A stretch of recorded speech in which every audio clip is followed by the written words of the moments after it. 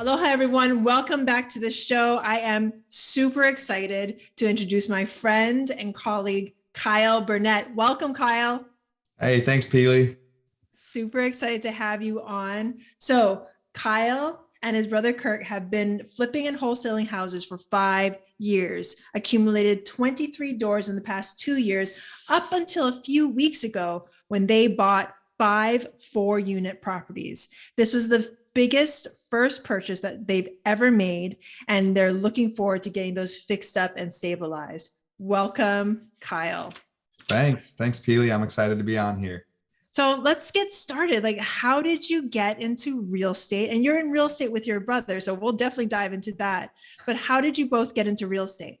Yeah, I got in about 5.5 years ago. I was just working a corporate job and was just like, I did not want to do that. I looked 10 years down the road and it was like soul crushing to think of where I was going to be in a job like 10 years down the road. And so me and my wife we didn't have any kids at the time. And so I quit my job and just dove straight into real estate from there. And so the first year was a little rocky, and then we kind of got our wings under us and took off. So, you know what? Talk a little bit about how that rocky start was. You said you quit your job, you jumped into real estate. I hear a lot of stories of people doing that, just going head in. Give us some, I guess, thoughts on what you might have done differently. Yeah, me personally, I don't know that I would have done anything differently, but obviously quitting your job like with no safety net is not necessarily for everybody. Like I wouldn't just go tell everybody to do that, but if you feel like that's what you need to do. For me, there wasn't really much to lose. And so that's why I decided to do it. And I knew I wanted to do it full time. I had been trying to dabble in it, but just wasn't getting much traction. So my wife she's a teacher, so we did have some income, but it wasn't going to support us 100%. So the first year, it was stressful and ups and downs. We broke even like on the year. So, going from my salary to nothing was kind of difficult, but toward the end of the first year, we had some pretty good stuff in the pipeline that I felt good about. And then this second year, like just took off and we doubled the salary that I was making in my previous job the second year and just increased from there. Let's talk about that. So you jump in, you quit your job, you're diving in, your wife's a school teacher, you're living on that, you're diving into real estate, you're learning. What made you take that step up into all of a sudden you're taking all this risk, you're growing, you're experiencing life in real estate, and all of a sudden you've doubled your income? Did it just happen that way? How did it get to that point? We were just being really intentional and like diving in on, for us, it was the marketing piece, and really just like, I saw so many other people that were doing it. And so it was kind of a proven model. And so the second year he did well. And then the third year I was looking for more and it just felt tapped out. And then that's when I joined the 7-figure flipping.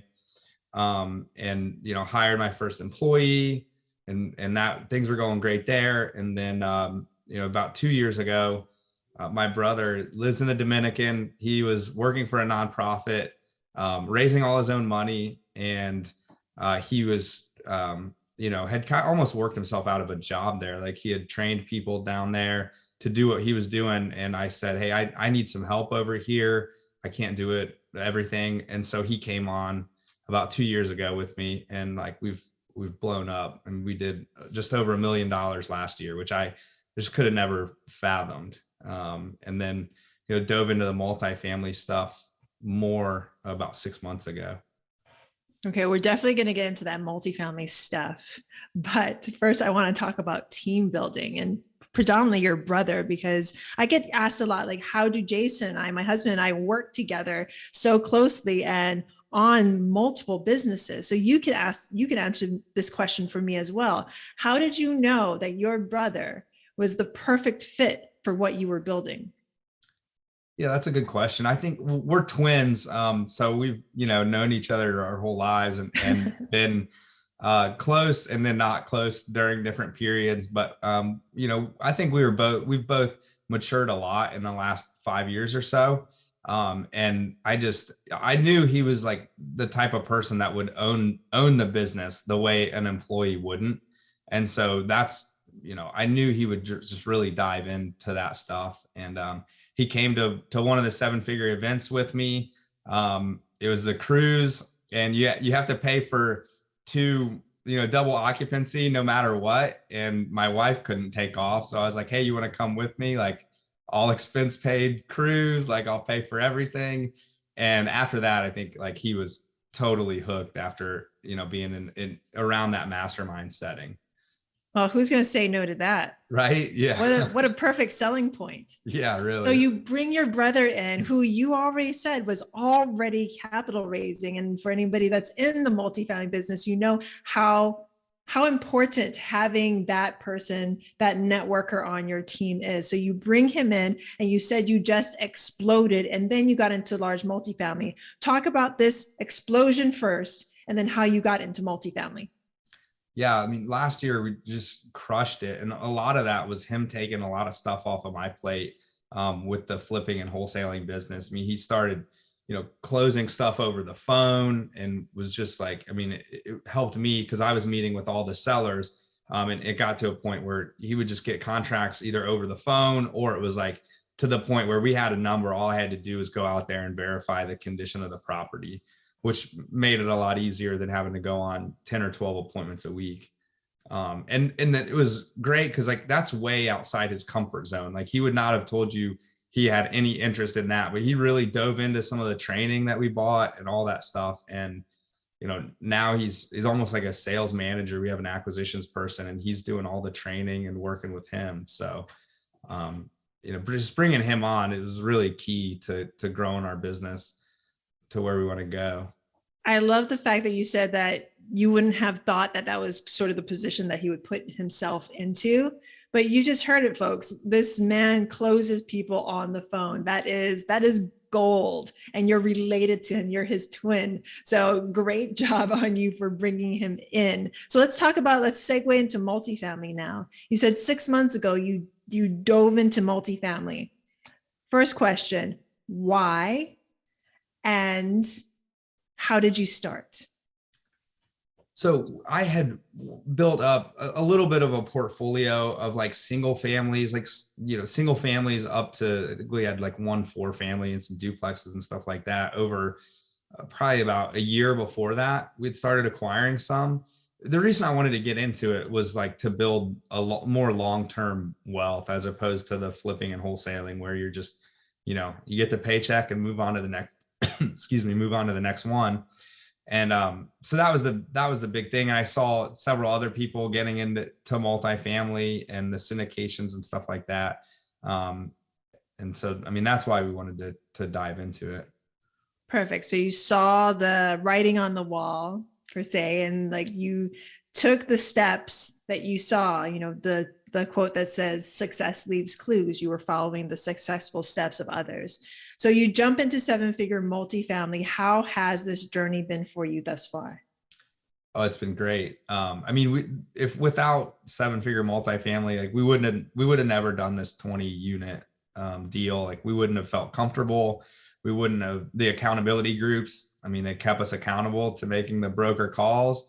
And then it was actually Jason that referred us to the broker where we got this deal. So pretty direct connection there.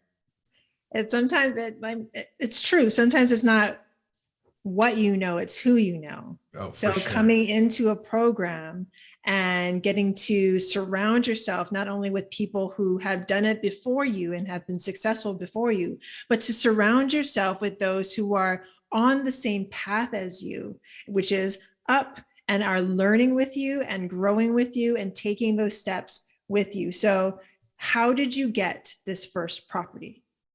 So I'd been reaching out to some brokers. Jason had connected me with somebody. He had sent over a couple deals in the Cincinnati area that he had gotten from this broker. And so I connected with them, looked at a couple deals. They didn't work for us. And then he sent us this one, and we started underwriting it. And it was like, yeah, these numbers, like they look like they make sense. I think a lot of people passed on it because they weren't, the 4 units are kind of spread out. Like some of them, there's about 15 minutes. They're all about 15-minute drive from each other, but they're not, in one unit. So a lot of people, obviously that was a turn off. And then there were 2 of them that needed pretty significant. One of them needed like probably about $80,000 in renovations. The other needed some renovations. So I think that was one of the reasons, but we underwrote it really in 2 different ways. One was, what's it look like as a 20 unit just all together? And then also underwrote it as like, if we sold these off, like, what does that look like? Because we could turn around and list them. They're 4 families. We could put them right on the MLS and sell some of them. And both ways it penciled out pretty well. So I don't know. First there was a 6th one, but right as we put the offer, right as we put the offer in, the guy calls me. I mean, it was like literally within minutes, and I thought he was just calling to talk about the offer. And he's like, "Hey, they don't want to sell this one 4 unit because they're selling it to a friend or something." I was like, "What? Like, I want all of these." It was, it was the best one, and it was right next to another one. But I was like, "All right, well, let me crunch the numbers." And so we ended up, it still worked out. We went back and forth over the weekend and came to an agreement. See, the thing is, it still worked out though, because you technically got a 20 unit, even though it's 5 separate buildings. And why that, okay, for anyone that's just listening that wouldn't understand why that would be a turnoff to many multifamily providers, because of the drive.